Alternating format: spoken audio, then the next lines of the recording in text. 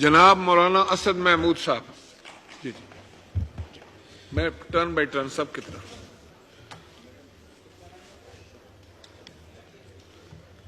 نحمده ونصلي على رسوله الكريم اما بعد فاعوذ بالله من الشيطان الرجيم بسم الله الرحمن الرحيم انا نحن نزلنا الذكر وان له لحافظون صدق الله العظيم. شکریہ جناب اسپیکر. سب سے پہلے تو میں سویڈن میں ہونے والے واقعے پر آج پاکستان کے پارلیمنٹ کا اجلاس بلانا اور اس واقعے کو اس کے ایجنڈے پر رکھنا، جس روز یہ واقعہ دنیا کے کونے کونے تک اس کی خبر گئی، امت مسلمہ کا، مسلمانوں کا رد عمل اس پر آیا، مسلم حکمرانوں کا رد عمل اس پر آیا، پاکستان کا رد عمل، اسلامی جمہوریہ پاکستان کے وزیر اعظم میاں شہباز شریف صاحب نے تمام سیاسی زعماء نے، مذہبی زعماء نے اس واقعے کی شدید الفاظ میں مذمت کی، اس کو نفرت انگیز، شرانگیز واقعہ قرار دیا. OIC کے حوالے سے مطالبہ کیا گیا کہ اس فورم پر اس کو اٹھایا جائے اور اس قسم کے واقعات جو ماضی میں بھی ہوتے رہے ہیں اس فورم پر ایک فیصلہ کیا جائے جس کو اقوام متحدہ کے فورم پر اٹھایا جائے اور ایسے واقعات کی روک تھام کے لیے اور سدباب کے لیے اپنا اپنا کردار ادا کیا جائے. میں نے کابینہ میں جناب وزیر اعظم صاحب کی طرف سے مملکت خداداد پاکستان کے اس موقف کو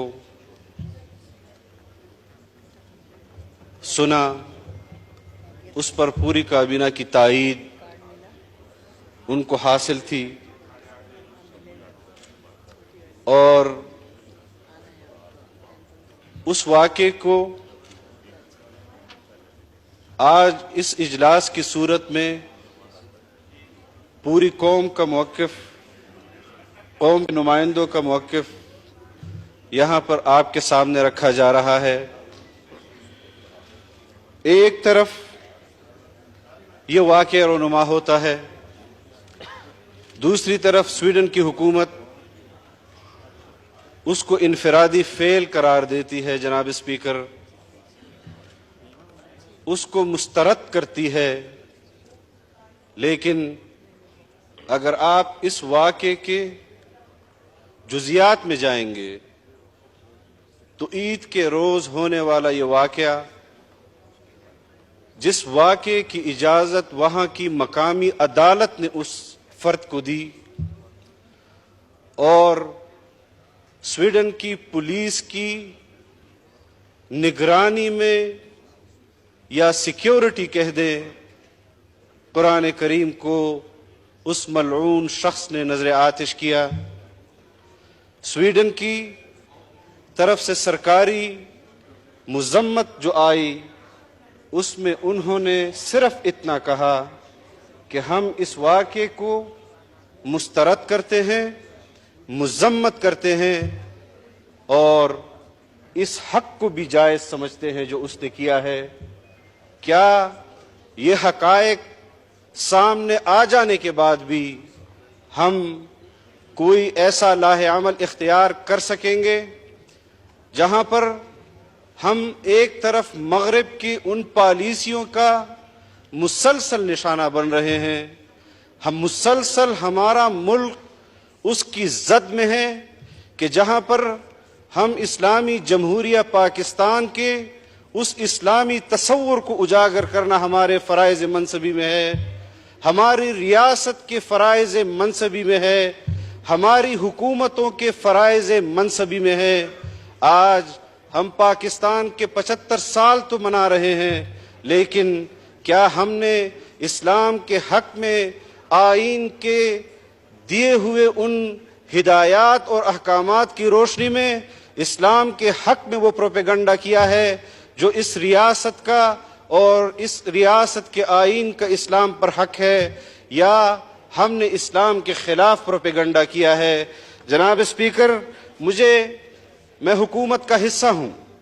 میں کابینہ کا حصہ ہوں، لیکن کچھ چیزیں ایسی ہیں کہ جس پر مجھے اپنی پارٹی کی طرف سے اور اپنی قوم کی طرف سے اٹھائے جانے والے سوالات کو اس پارلیمان کے اندر ضرور بیان کرنا ہے کہ مغرب پاکستان کے اندر اس اسلامی تصور کے خلاف ہے۔ ہم 75 سال ایک مرتبہ جب ہم اس ملک کو دو قومی نظریے پر بننے والا ملک کہتے ہیں، نظریاتی طور پر اس ملک کو اسلامی بنیادوں پر کھڑا کرنے والا ملک کہتے ہیں، تو پھر 75 سال ہونے کے باوجود یہ بحث آج بھی کیوں جاری ہے کہ پاکستان ایک اسلامی ریاست ہے یا پاکستان ایک سیکولر اسٹیٹ ہے؟ کیا قائد اعظم نے اس پاکستان کو اسلامی ریاست کے تصور سے نہیں بنایا تھا؟ کیا انہوں نے بر صغیر کے اندر دو قومی نظریے کی بات نہیں کی تھی؟ آج اگر ہم سویڈن میں ہونے والے واقعے پر جو ایک ملعون شخص نے قرآن کریم کے بارے میں کیا، اور یہ تسلسل ہے ان واقعات کا جناب اسپیکر جو ماضی میں بھی ہوتے رہے، ماضی میں بھی ہم احتجاج کرتے رہے، ماضی میں بھی ہم ان کے سامنے مذمتیں کرتے رہے، لیکن اب ہمیں اس کو فیصلہ کن مرحلے کی طرف لے جانا ہوگا۔ ہمیں دنیا کے ہر فورم پر جو اس دنیا نے بنائے ہیں انسانیت کے لیے، اس پر اس کو اٹھانا ہوگا۔ اگر کسی ریاست کے پرچم کو جلانا جرم ہے، اگر کسی ریاست کے سپہ سالار کی تصویر کو جلانا جرم ہے، تو پھر جناب نبی کریم صلی اللہ علیہ وسلم پر نازل ہونے والے قرآن کریم کو جلانا سب سے بڑا جرم قرار دینا چاہیے، اور ہمیں یہ بات ان پر عیا کر دینی چاہیے کہ مغرب کی وہ ترجیحات جو پاکستان میں اسلامی ریاست کے خلاف ہیں، اور میں اس کا آغاز جناب اسپیکر اس وقت سے